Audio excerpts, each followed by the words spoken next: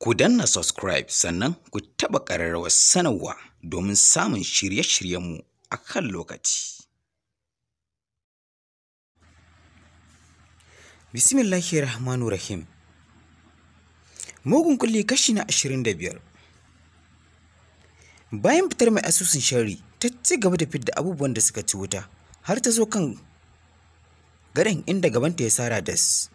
Ta tuno da ajiyarta da ke ƙasan gadon. Ta sama bincike ga kayan gadon tana watsi da su. Sai dai ko mai kama da ragayar ta bata gani ba. A'a, ga wani abu. Kar dai ragayar ta ci wuta.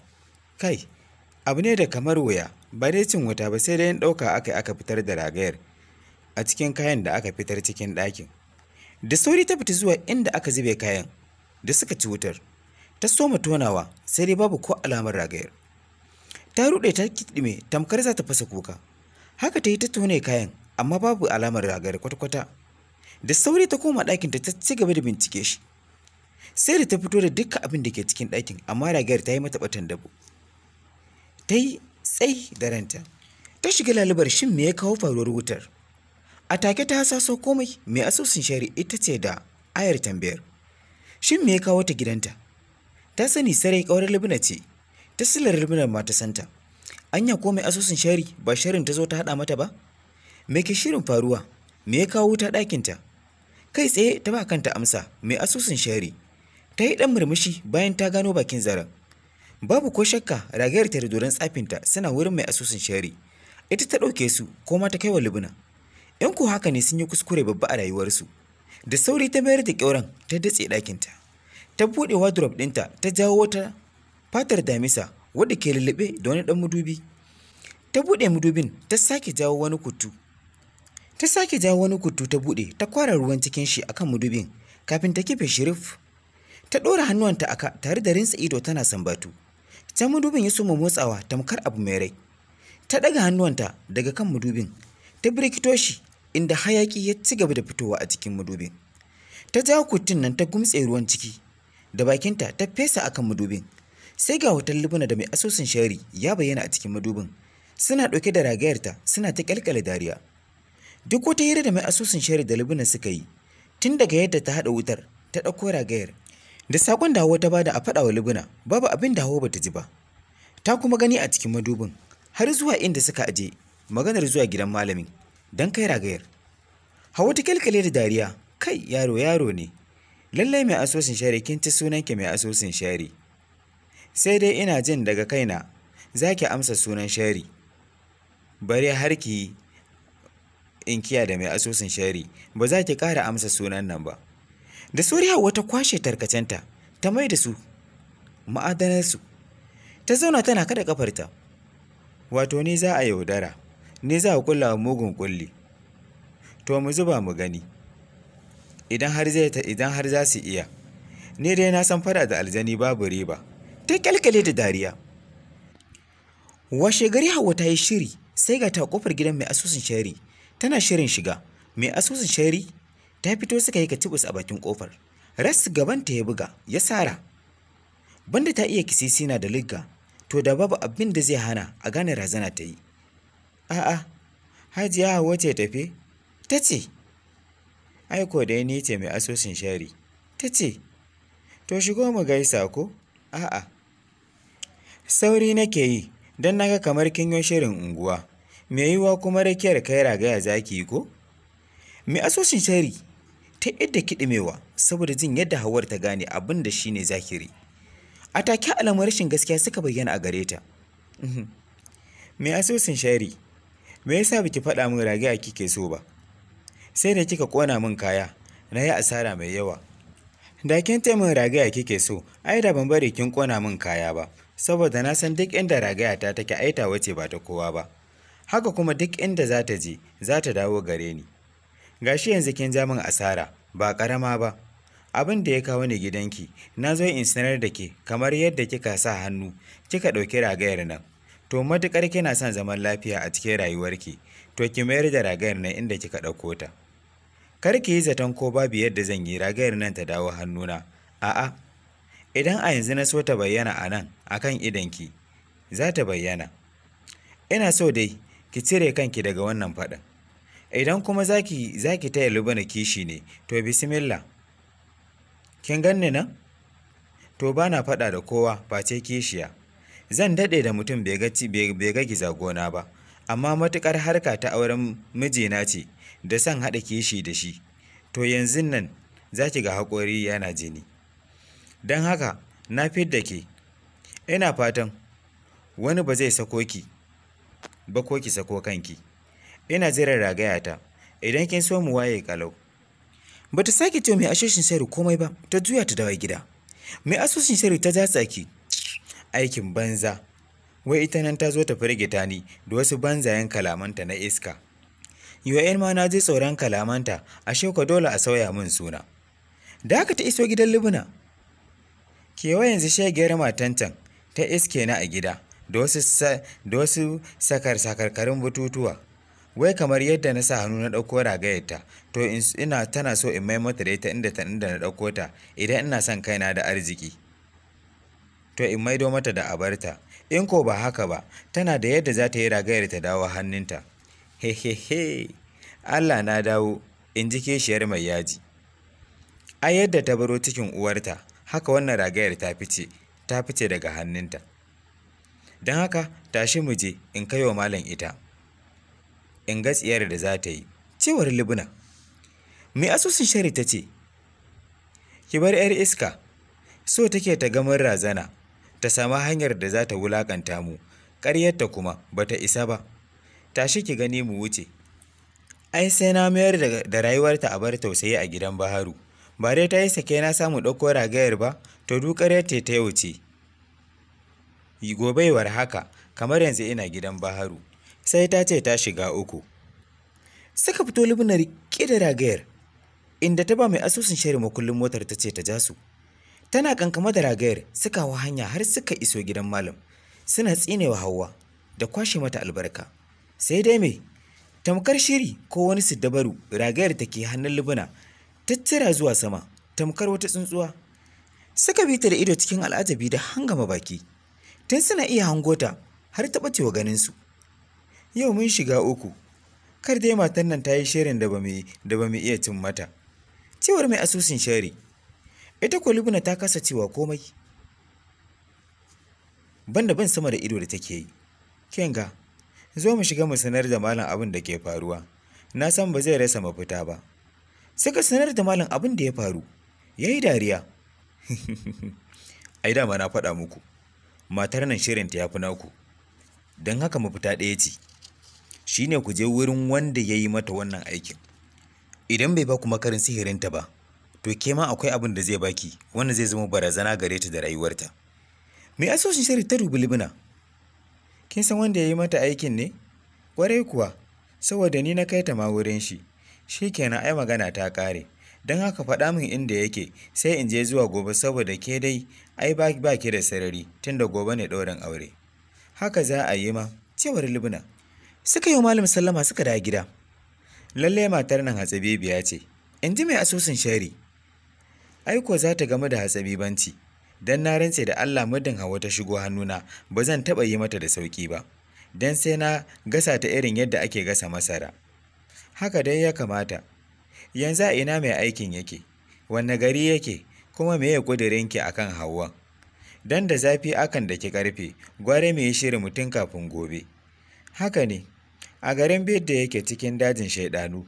Matukar kika sauka Bidda, duk mai motar da kika ce wa dajin shaidanu to ya sani.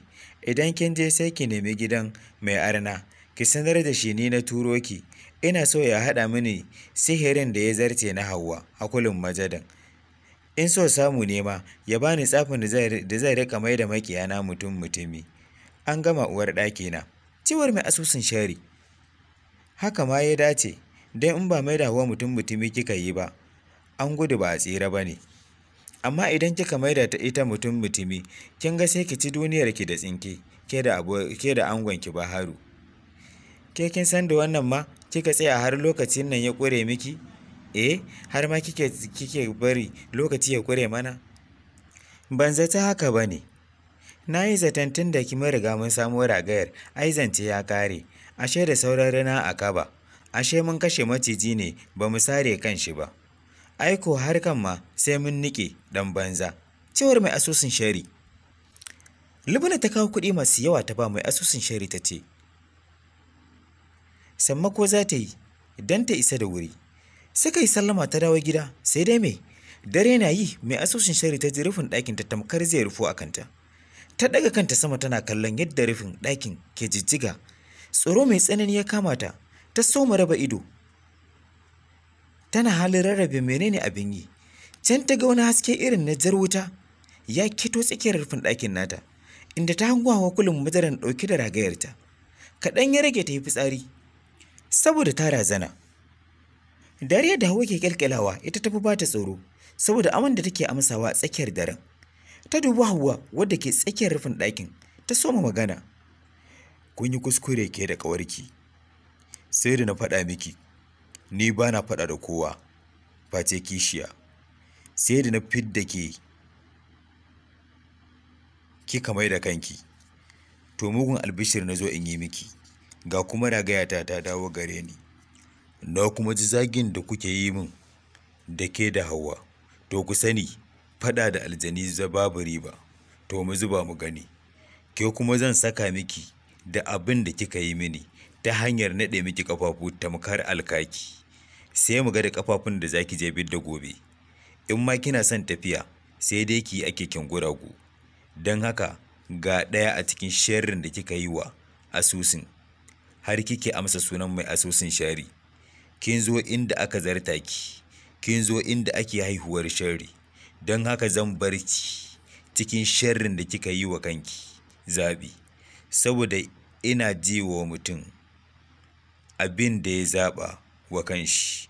In kuma har ba shi da abin zaɓa, in ka zaɓi alheri, in barka da alheri. In ka zaɓi shari, in barka da shari.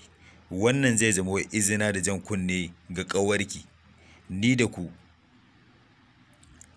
kuke gani, sai Allah ya yi, amma na fi ƙarfinku har gaban abada. Ƙawarki kuma za ki ga abin da zai same ta a gobe. Don haka ga sharrin da kika zaɓa zan baki. Wasu ruwa ta watso mata a ƙafafu, waɗanda suka zarce wuta zafi. Ta ƙwalla wata ƙara mai amo wanda ta yi amsa kowa a cikin daren. Ga mamakinta sai ta ga ƙafafunta sun lauye, sun lankwashe, inda wani zugi da raɗaɗi suka addabe ta. Ƙare da rai da wata ƙyalƙyale ce. Ya dawo da ita ga kallon Hawar wadda ta yi sama tana ƙyalƙyata dariya har ta ɓace ɓat. Ƙafafunta suka ishe ta da wani matsiyacin raɗaɗi. Abin da ya kiɗimar da ita kenan, ya kuma hana ta rintsawa a tsayin daren har garin Allah ya waye. Ta rasa abin da ke mata daɗi, can sai ta kasa motsawa bare ta miƙe tsaye. Wayarta ta yi ƙaran neman ɗauki, amma ba ta wayar take ba, illa ta yadda za ta sarrafa ƙafafun da suka lauye. Har ɗan cajin da ke wayar ya sauka. Yayin da can kuma Lubna ta kiran wayarta ba ɗaga ba, har ta kai ta ji wayar a kashe. A zatanta ko ta shiga dajin shaiɗanu ne, sai dai ta so ta ji inda mai asusun sharin take a yanzu. Shin ta isa ko tana mota? Abin da dai ya fi wanda tafiyar da a kai shi ne, mai asusun sharin tana mota ko ma ta isa. Ta ci gaba da sabgarta har zuwa inda aka zo ɗaurin aure. Ita da Baharu sai kuma ta azabtu da son sanin inda aka kwana kan mai asusun shari. Ta yi ta gwada lambarta amma a kashe, sai ta yi zaton cajinta ne ya sauka. Bahari ya yi mata waya ya sanar da ita zai zo ya ɗauke ta da kanshi, don yau a gidan shi za ta kwana. Ta sawace ta jira dawowar mai asusun shari don ta samu tirin dafawa, ko ma garkuwar da za ta kare kanta daga sharin hawa kulun majadan. Sai dai bisa dole ta bar wa gobe, tunda yau da gobe ai duk ɗaya ne. Sai da ta so ta ƙi yarda da buƙatar Baharin ta tarewa a yau ɗin, sai dai ya matsa mata bisa dole ta amsa mishi. Da dare 'yan uwa da dangi suka sara ta da gidan mijinta Baharu, inda ta iske komai sabo dal aka sauya saboda wutar da ta tashi a ɗakin uwar gida sarautar mata, wato hawa kulun majadan. Hawa kulun majadan an ta ado an kera sa'a, an kuma kashe ɗauri. Da fara ta karɓi sulbuna, lalai marhabin da amarya shaguda, ko kuwa sai sannu. Gaban Lubuna ya sara da wannan shagube da gugar zana. Hawa ta kamo ta, na taɓa ki da alheri ƙawata, kishiyata. Wani ƙamshin turare mai masifar hawan kai ya dira a hancin Lubna. Take kanta ya shiga juyawa. Tun anan ta soma shiga uquba. Sai dai ba kowa ya gane hakan ba. 'Yan rakiya suka yi mata sallama, inda Hauwa ta rako su da 5,500. Ango sai washe baki yake yi, yana jin daɗi. Ya duba Hauwa. Wato saboda ƙawarki ce, shi ne baki tashi hankalinki ba ko? Ta yi murmushin mugunta. Ai gudun kishiya da mata muke yi ba ya rasa nasaba da baka san wacce za a kawo maka ba. Da yawan kishiya burinsu bai wuce idan sun zo ba su raba ki da mijinki. Ni ko Lubna, ai ta zamo aminiyata. Ani da ita kar ta san karce, na san ta kuma ita ma ta sani. Me abin tashin hankali? Ai mai sa'a sai ta kwace kanta kawai. To haka ne. Sai dai duk da haka, zan ƙara da yi muku nasiha. Saboda ku mata da manyanku da yaranku duk tunaninku iri ɗaya ne, musamman a fagen kishi. Duk yadda kuke da daɗi sai an ji kanku, to ba na buƙatar jin wani abu akasin zaman lafiya. Ba a kai na aka fara mata biyu ba, wani ma 3 gare shi, wani kuma 4 ne da shi. Cewar Hauwa. Yau wato kin gane kenan. Kin ga yanzu ke ce babba, to ki rike girmanki. Ita ma karama sai ta yi biyayya, kar na ji, kar na gani. To ango, ai yadda ka ce haka za a yi. Ai ni ko zan yi kishi da kowa, ba zan yi da Lubna ba. Ko babu komai aminiya ta ce, da ta san sirrina ciki da bai, kuma ita ce silar da ka mayar da ni aurena. Na tashi daga zawarata, to ashe ko ni da Lubna sai godiya da sakayyar alkhairi. Yau uwar gida, na gode da haɗin kanki. Saura amarya me za ta ce? Ya dubi Lubna wadda jikinta ya so mu ba ta labarin, lallai ta faɗo cikin tarkon Hauwa. A gefe ɗaya kuma tana tambayar kanta, a ina mai asusun shari ta laƙafe ne? Ta farko daga duniyar tunanin da ta shilla saboda jin Hauwa na faɗin.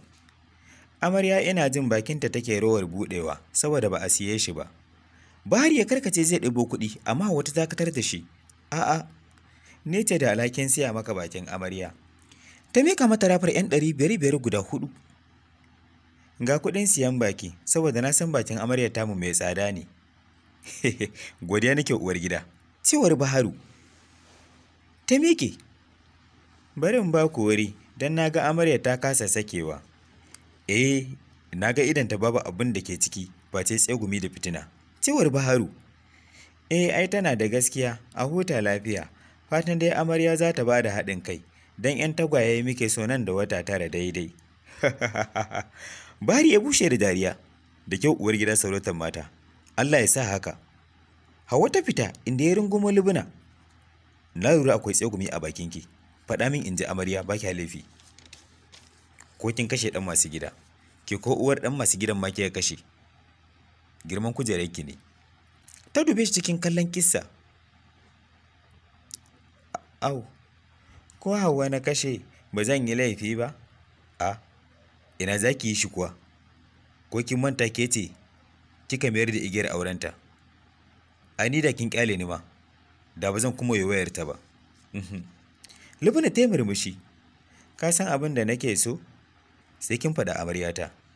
Gaskiya ba zan iya zama gida ɗaya da matarka ba. Ina so ka raba mana gida, ya zamo kowa wurin shi daban. Ta haka ne kai ma hankalinka zai fi kwanciya, babu mai ganin wani, bare wani ya ce wani ya yi mishi wani abu. Haka za a yi amaryata. Ba ni sati guda tak, zan gina miki duk kalar gidan da kike so. Ke daban ce ai, ko ƙasar ma kike so a bari ai abu ne mai sauki, a fidda ke. Lubna ta kyalkyalar dariyar samun nasara. Haka yayi ta mata alƙawari da dama na manya-manyan abubuwa. Tana kissa mai yadda za ta jirga Hauwa, da nuna mata bata kai ba, ba kuma za ta kai ba. Bayan an kulle a tiraka ne labarin ya sha bamban, domin ko jini ne ya bullo Hauwa tamkar an balle famfo. Bayan yau kwana 2 da tafiyar bakonta na wata, abin da ya ɓata ran ango kenan. Ya ci burin kasancewa da amarya, mamaki ya kashe Lubna, domin ko a tashi ɗaya ta gano mugun kulin Hauwa kulin majadan ne. Ta inda ta hudo mata kenan. Shi ko ango sai fitowa ya yi daga ɗakin saboda takaici. To masu sauraro, a nan za mu dakata a kashi na 25, sai ku biyo mu a kashi na 26 domin jin yadda ta kaya. Kar da ku manta da yin subscribing sannan ku taba ƙararrawar sanarwa domin kasancewa da mu a kowane lokaci. Jarida Online TV. Mun gode.